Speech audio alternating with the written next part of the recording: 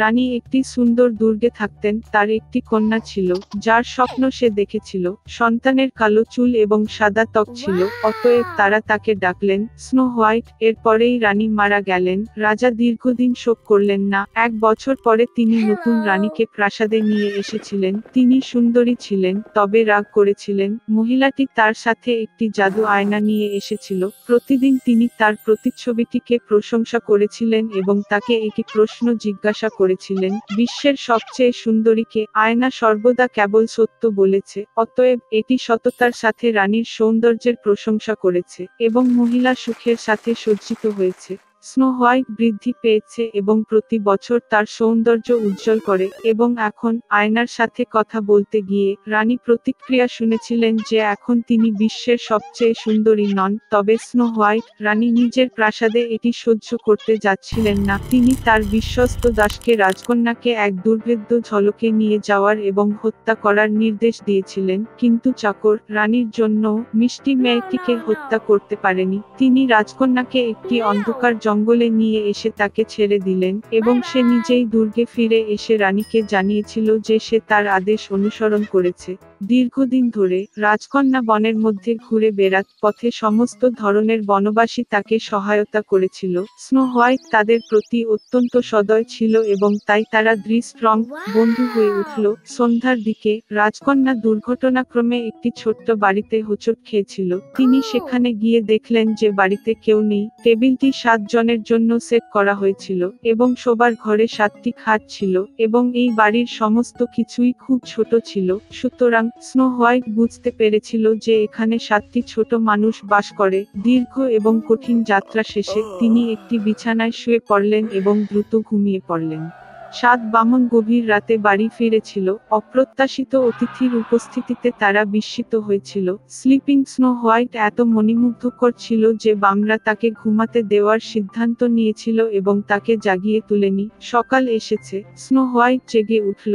7টি বামন দেখে ভয় পেয়ে গেল, তবে তারা তার সাথে স্নেহশীল ছিল এবং মেয়েটি তার ঝামেলার কথা জানিয়েছিল। তারা তৎক্ষণাৎ স্নো হোয়াইটকে পছন্দ করেছিল এবং বামরা তাকে তাদের সাথে থাকার জন্য আমন্ত্রণ জানিয়েছিল। তদুপরি তিনি বাড়ির যত্ন নিতে, রাঁধুনি, ধোয়া এবং পরিষ্কার করতে রাজি হন। প্রতিদিন সকালে বামরা সোনা এবং মূল্যবান পাথর খনন করতে পাহাড়ে গিয়েছিল এবং গভীর রাতে ফিরে এসেছিল কাজের জন্য ছেড়ে। তারা স্নো হোয়াইটকে সতর্ক করেছিল যাতে সে দুষ্ট সৎমায়ের প্রতি ভয় পায় এবং অপরিচিতদের জন্য দরজা না খুলে দেয়। এই সময় রানী যথারীতি গোপন কক্ষে যান জাদু আয়নার সাথে কথা বলতে, কিন্তু আয়না হঠাৎ করে বলেছিল যে তিনি বিশ্বের সবচেয়ে সুন্দরী নন। তবে স্নো হোয়াইট, যে রাজকন্যা এখনো বেঁচে আছে এবং ঘরে জিনোমাদের সাথে থাকে। রানী খুব রেগে গেলেন এবং স্নো হোয়াইটকে নিজেই ডিল করার সিদ্ধান্ত নিয়েছিলেন। তিনি একটি গোপন কক্ষে গিয়ে সেখানে একটি বিষাক্ত আপেল রান্না করেছিলেন। এটি বাইরের দিক থেকে খুব সুন্দর ছিল, তবে কেউ যদি একটি টুকরো এমনকি খায় তবে সে অবশ্যই মারা যায়। আপেলটি প্রস্তুত হয়ে গেলে রানী পুরানো বণিকে পরিণত হয়ে বামনদের বাড়িতে এল। মিষ্টি বুড়ো মহিলাকে দেখে স্নো হোয়াইট তার জন্য দুঃখিত হলেন। সে কোনো সন্দেহ না করে বাড়ি ছেড়ে চলে গেল। বৃদ্ধ মহিলাটি একটি পাকা আপেলের সাথে মেয়েটির সাথে চিকিৎসা করেছিলেন এবং বলেছিলেন যে তিনি যদি এই আপেল খান তবে তিনি চিরকাল যুবক এবং সুন্দরী থাকবেন। স্নো হোয়াইট তাকে বিশ্বাস করেছিল এবং আপেলকে কামড়ানোর সাথে সাথে সে মরে পড়ে শ্বাস বন্ধ করে দিয়েছে। সন্তুষ্ট রানী প্রাসাদে গেল। সন্ধ্যায় বামরা কাজ থেকে ফিরে এসে স্নো হোয়াইটকে মাটিতে পড়ে থাকতে দেখেছিল। সে নিঃশ্বাস ফেলছিল না। তারা এত জোরে কাঁদতে লাগলো যে তাদের কান্না শুনতে পেয়েছিল পাশের জঙ্গলে শিকার করা সুদর্শন রাজপুত্র। কি রকম চিৎকার উঠেছে যে সমস্ত প্রাণীকে ভয় পেয়েছিল তা তার কাছে আকর্ষণীয় হয়ে উঠল।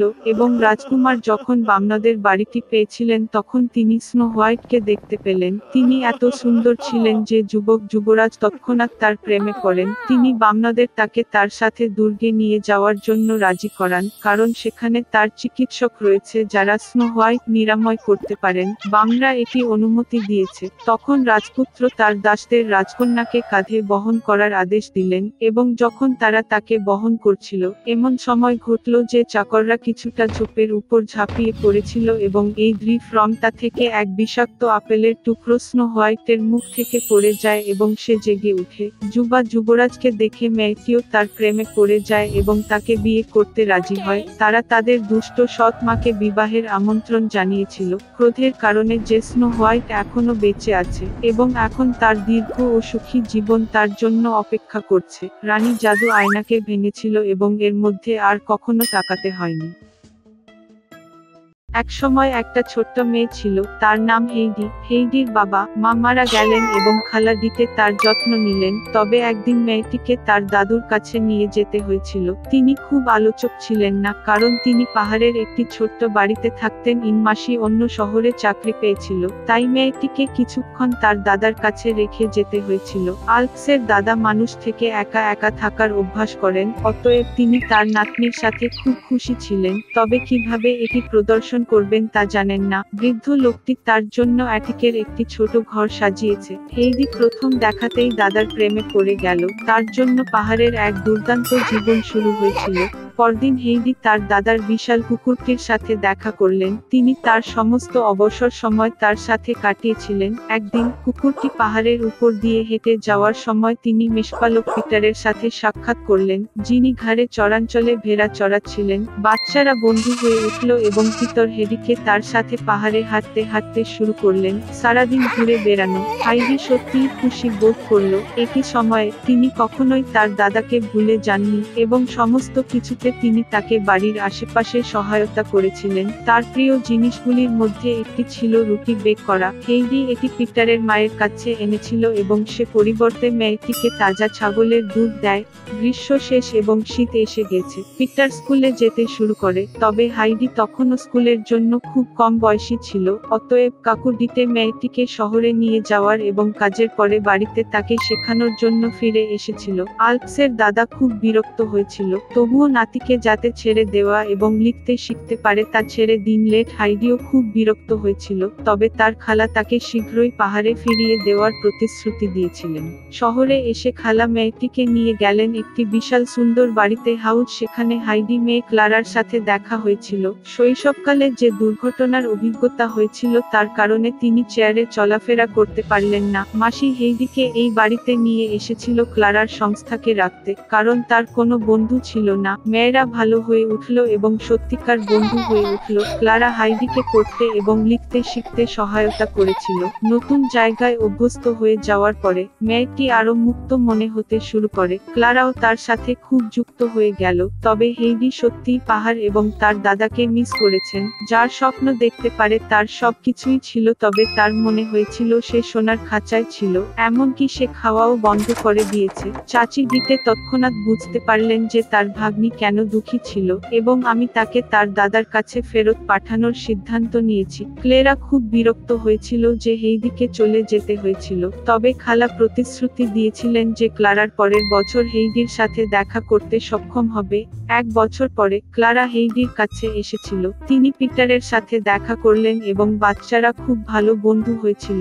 তারা পাহাড়ে অনেকটা হেঁটেছিল, টাটকা বায়ু প্রশ্বাস নিয়েছিল এবং প্রাকৃতিক খাবার খেয়েছিল। কিন্তু কিছু সময়ের পরে পিটার এই উদ্বেগ শুরু করলেন যে হেইডি আবার ক্লারার সাথে শহরে চলে যাবে এবং তারপরে একদিন তিনি ক্লারার হুইল চেয়ারটি একটি ক্লিফ থেকে ফেলে দিলেন। তিনি ভেবেছিলেন যে এটি সমস্ত সমস্যার সমাধান করবে, তবে দেখা গেল যে হুইল চেয়ার ছাড়া এবং তাজা পর্বত বাতাসের জন্য ধন্যবাদ ক্লারা আরো শক্তিশালী হয়ে উঠেছে এবং কিছুক্ষণ পরে সে আদৌ হাঁটতে সক্ষম হয়েছিল।